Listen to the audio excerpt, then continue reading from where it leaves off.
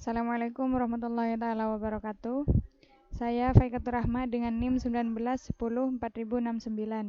Prodi Ekonomi Syariah kelas 6C. Di sini saya akan menjelaskan tentang manajemen portofolio dan investasi Islam. Langsung saja.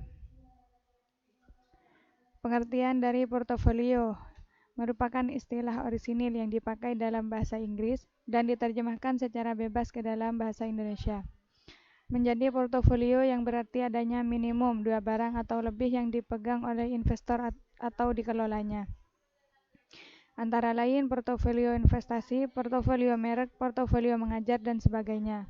Arti harfiah dari portofolio ialah sekumpulan investasi. Sedangkan secara umum, portofolio ialah suatu kombinasi dari investasi sejumlah aset dengan tingkat laba dan risiko yang berbeda-beda dalam jangka waktu tertentu. Proses portofolio mempunyai 4 tahapan, yaitu yang pertama tahap tujuan investasi, yang kedua tahap ekspektasi pasar, yang ketiga tahap membangun portofolio, dan yang terakhir tahap penilaian kinerja. Tahap penentuan tujuan investasi merupakan tahap awal yang harus dikerjakan oleh semua pihak bila ingin melaksanakan pengelolaan portofolio investasi.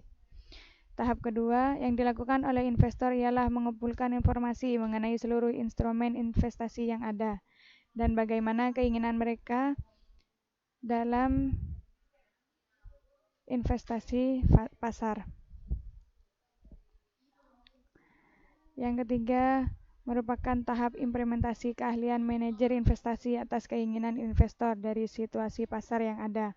Pada tahapan ini, manajer investasi membeli dan menjual instrumen investasi yang sesuai dengan keinginan investor. Tahap keempat merupakan tahap selesai dari proses portofolio, yaitu melaksanakan perhitungan atau portofolio yang dikelolanya. Selanjutnya, hasil pengelolaan portofolio dalam bentuk tingkat pengembalian atau return dibandingkan dengan tingkat pengembalian patokan. Kepuasan manajer investasi akan terjadi bila tingkat pengembalian portofolio lebih tinggi dari tingkat pengembalian patokan.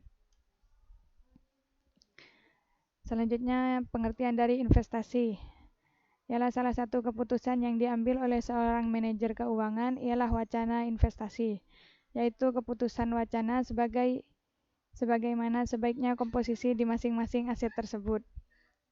Investasi ialah menempatkan uang atau dana dengan cita-cita untuk memperoleh pemanis atau laba tertentu atas uang atau dana tersebut. Pengertian investasi ini ialah pengorbanan sejumlah nilai tertentu ketika ini untuk memperoleh nilai pengembalian, yang tentunya dengan cita-cita lebih besar dari nilai sebelumnya. Proses manajemen investasi. Yang pertama, menetapkan sasaran investasi. Langkah ini tergantung dari institusi itu sendiri. Sebagai contoh, dana pensiun yang berkewajiban untuk menyambar sejumlah dana kepada pesertanya di masa yang akan datang. Yang kedua, membuat kebijakan investasi. Langkah ini dibuat untuk memenuhi sasaran investasi yang telah ditetapkan.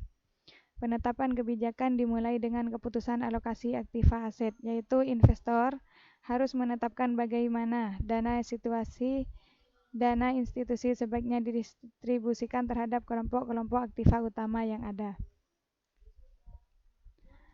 Yang ketiga, memilih taktik portofolio. Langkah ini harus konsisten terhadap sasaran dan kebijakan investasi dari klien maupun institusi. Strategi portofolio sanggup dibedakan dengan taktik aktif dan pasif. Strategi portofolio aktif memakai informasi-informasi yang tersedia dan teknik-teknik peramalan untuk memperoleh kinerja portofolio yang lebih baik. Yang keempat, memiliki aktiva atau aset. Setelah taktik portofolio dipilih, langkah selanjutnya ialah menentukan aktiva tertentu untuk dimasukkan dalam portofolio. Selanjutnya, pengertian dari reksadana ialah wadah atau pola pengelolaan dana bagi sekumpulan investor untuk berinvestasi dalam instrumen-instrumen investasi yang tersedia di pasar dengan cara membeli unit penyertaan reksadana. Dana ini kemudian dikelola oleh manajer investasi ke dalam portofolio investasi, baik berupa saham, obligasi, pasar uang, ataupun efek security lainnya. Jenis-jenis reksadana. Yang pertama, reksadana pendapatan tetap. Reksadana yang melaksanakan investasi sekurang-kurangnya 80% dari dana yang dikelola aktifannya dalam bentuk imbas bersifat hutang. Kemudian yang kedua, reksadana saham. Reksadana yang melaksanakan investasi sekurang-kurangnya 80% dari dana yang dikelolanya dalam imbas bersifat ekuitas. Yang ketiga, reksadana campuran. Reksadana yang mempunyai perbandingan sasaran aset alokasi pada imbas saham dan pendapatan tetap yang tidak sanggup dikategorikan ke dalam 3 reksadana lainnya. Yang keempat, reksadana pasar uang. Reksadana yang investasinya ditanam pada imbas bersifat hutang dengan jatuh tempo yang kurang lebih dari 1 tahun. Mungkin sekian dari penjelasan saya, kurang lebihnya mohon maaf. Assalamualaikum warahmatullahi wabarakatuh.